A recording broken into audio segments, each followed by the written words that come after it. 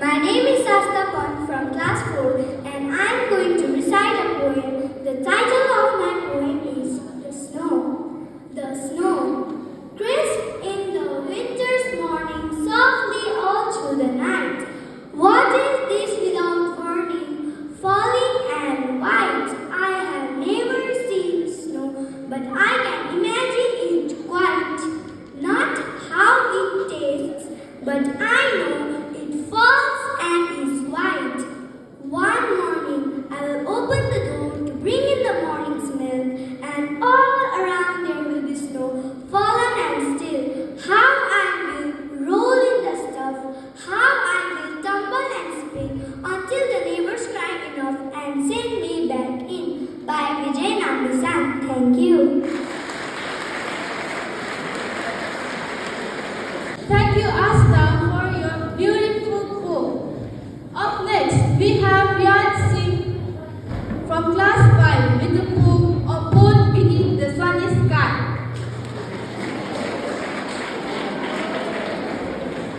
Hello.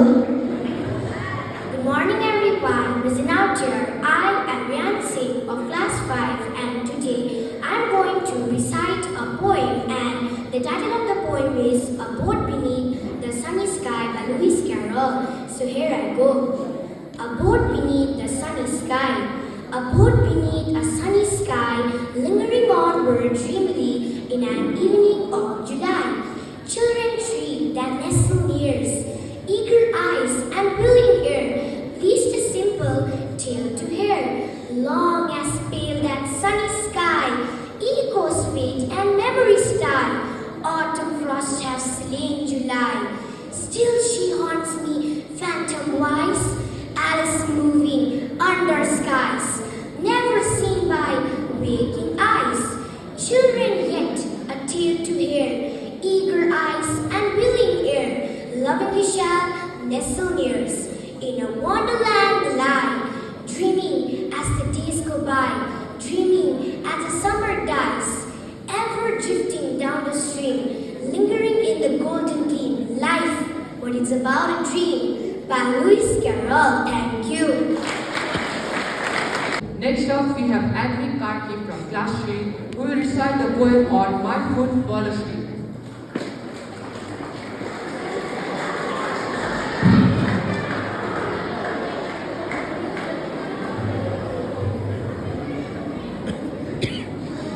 Good morning to one and all, respected judges, teachers, and my dear friends. My name is Advik Karki from class 3, and the topic of my poem is My Foot Fell Asleep.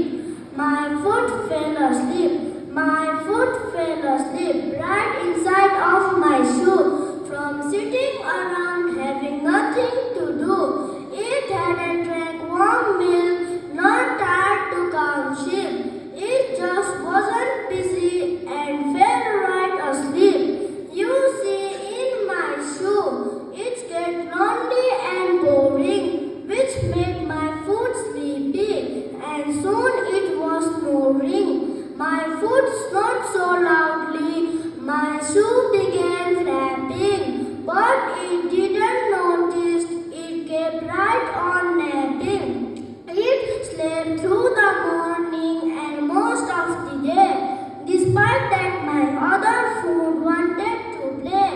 It took a siesta, it slumbered in her, it nodded through dinner, it dozed. Now next up, we have Renisha Rai from class 5 who will recite the poem on Old Man's Platypus.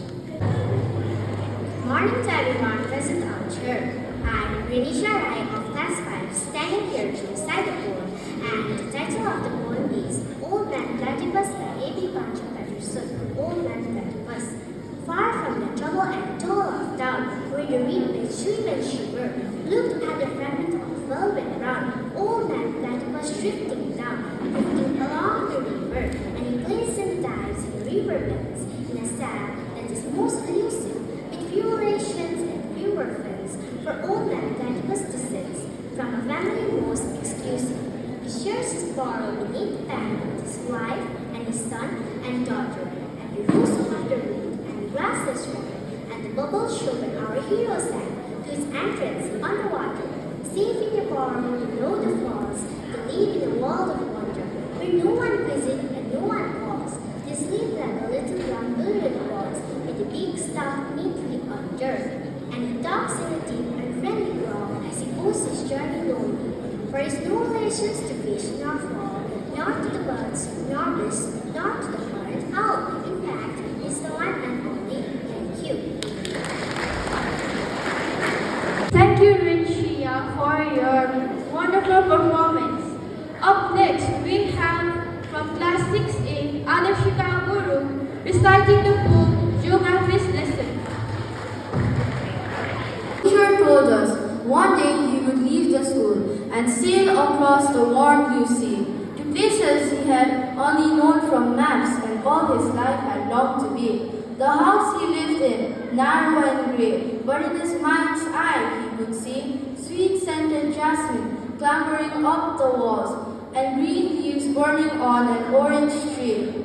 He spoke of lands he longed to visit, where it was never damp or cold, but I couldn't understand why he never left and shook off our school's stranglehold. Then halfway through his final term, he took ill and he never returned, and he never got to that place on the map where the green leaves of the orange trees burn. The maps were pulled down from the classroom wall. His name was forgotten, it faded away. But a lesson he never knew he taught is with me to this day. I traveled to where the green leaves burn, to where the ocean's glass clear and blue, to all those places my teacher taught me to love, but which he never knew. Thank you.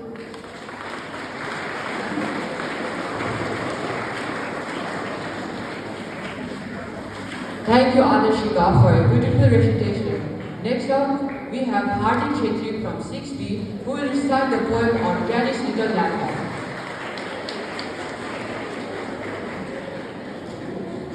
Hello. Good morning, one and all present out here. I, Hardik Chetri of class 6B, is here to recite a poem. And the title of my poem is Granny's Little Laptop by Rowan Medry. So here I go. Granny has a laptop. It's sleek and shiny new. She gazes at it fondly and wonders what to do. She keeps it gently on her lap. She really thinks it's nice. She doesn't like the mouse at all. She's really scared of mice. But soon she'll start blogging and take the world by storm with a precise post on ecology and why our globe is warm. She'll be in touch on email with family friends on the net and keep us all entrailed with a globe tit at tit. She'll engage in weekly form and have a million fans asking for her recipes of fish curry and clams. She'll keep the world begging for a poetry and post, for the masterpiece in Egyptology, for the story that she knows. So get set, darling Granny. We are so happy you're online. You are a granny in a million. I'm so glad you're mine. Thank you. Thank you, Hardik, for your beautiful poem. Up next, we have from class 7A, Niwas Rai with the poem Granny's Little Laptop.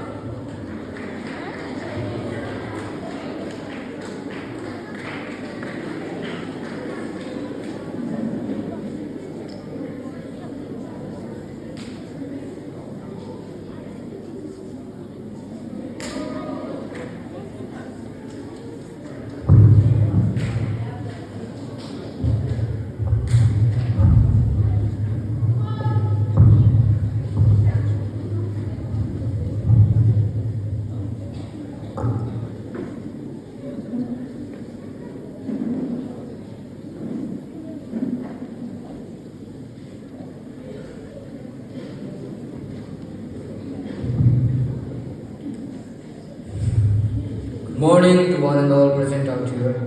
I am Nisang Rai from class 7A, here to recite a poem. The title of my poem is Granny's Little Laptop by Rowan Medry. Granny's Little Laptop. Granny has a laptop, sleek and shiny new. She gazes at it fondly and thinks what to do. She'll keep it gently on her lap and thinks it's really nice. She doesn't like the mouse at all. She's very scared of mice. start working and take the world as storm with a precise portion ecology and why our globe is warm. She'll be in touch on emails with her family and friends on the net and keep us all literally with her tete-a-tete. She'll engage publicly on forums and have a million fans, asking for recipes of fish curries and plans. She'll keep the world begging for her poetry and prose and for her masterpiece in Egyptology for the stories she knows. So get set, darling Granny. We're so happy that you're online.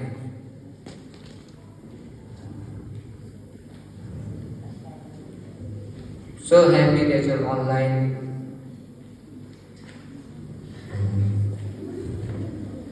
Thank you.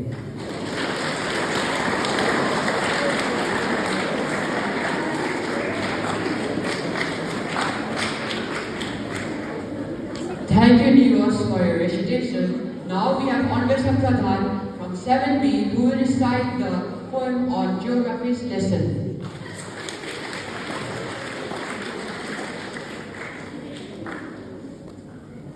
Good morning to everyone present out here. I, Anvesha Pradhan from class 7B, is here to recite a poem. The title of my poem is A Geography Lesson by Brian Patton. Our teacher told us one day that he would leave and sail across a warm blue sea to places he had only known from maps and all his life had longed to be. The house he lived in was narrow and grey, but in his mind's eyes he could see sweet-scented jasmines clinging to the wall and green leaves burning on an orange tree. He spoke of the lands he longed to visit, where it was never drab or cold, but I didn't understand why he never left and shook off the school's strangleholds. Then halfway through his final term, he took ill and never returned, and he never got to that place on the map where the green leaves of an orange tree burned. The maps were redrawn on the classroom wall. His name was forgotten, it faded away, but the lesson he never knew he taught is with me to this day. I traveled to where the green leaves burn, to where the ocean's glass clear and blue, to all those places my teacher taught me to love, but which he never knew. Thank you and have a nice day.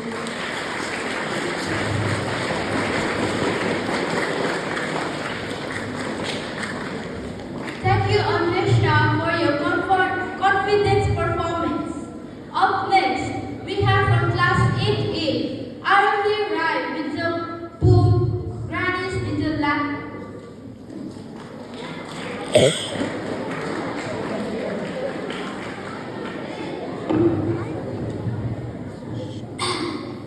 Good morning to everyone present out here. Today I, Arohi Rai of class 8A, am here to recite a poem. And the title of my poem is Granny's Little Laptop by Rowan Madrid. Granny has a laptop. It's sleek and shiny new. She gazes at it fondly and wonders what to do. She keeps it gently on her lap. She really thinks it's nice. She doesn't like the mouse at all. She's very scared of mice. But soon she'll start walking and take the world by storm with precise posts on ecology and why our globe is warm. She'll be in touch on email with family friends on the net and keep us all enthralled with her global tete-a-tete. She'll engage in quirky forums and have a million fans asking for her recipes of fish curries and fans. She'll keep the world begging for her poetry and prose, for her masterpiece in Egyptology, for the stories that she knows. So, Ken said, darling Granny, we're so glad you're online. You're a granny in a million. I'm so glad you're mine. Thank you and have a nice day.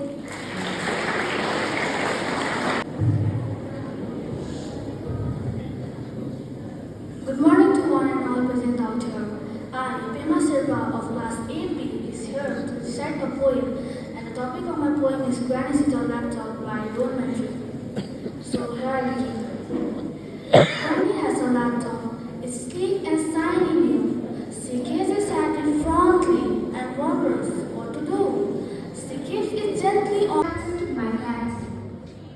by wealth with man. O captain, my captain, our fearful trip is done.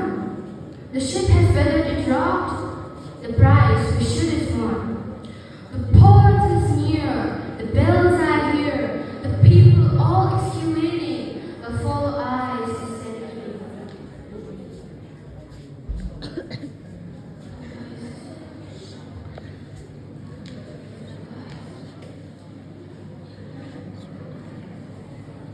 The vessel grim and daring, but oh hard, hard, hard.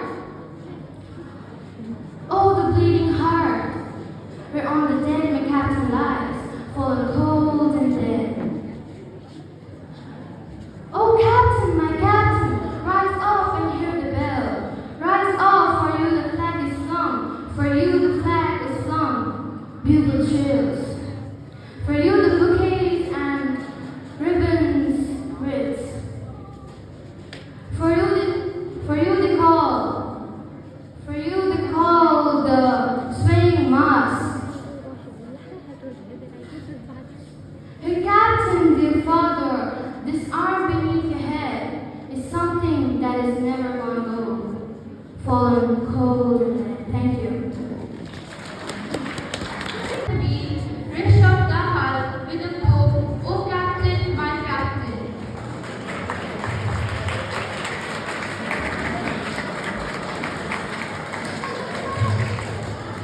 Good morning everyone, respected judges, respected teachers and my dear friends.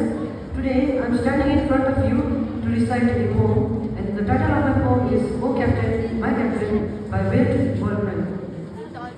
So here I go. O Captain, my Captain, our fearful trip is done. The ship has weathered every rack. The prize we sought is won. The port is near, the bells I hear.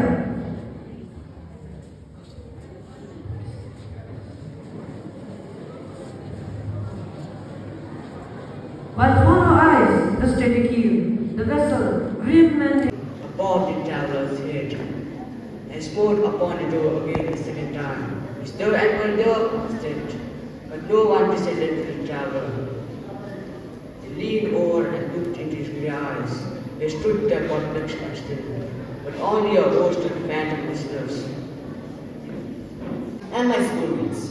So today I am Siddhant Pradhan and I am here to represent my class 8B with a poem called O Captain, My Captain. O Captain, my Captain, our fearful trip is done. The ship has weathered every rack. The prize we sought is won. The port is near, the bells are here, the people all exulting, while follow eyes the steady keel, the vessel grim and daring. But oh heart, heart, heart, oh the bleeding drops of red, where on deck my captain lies, fallen, cold and dead. O Captain, my Captain, rise up and hear the bells.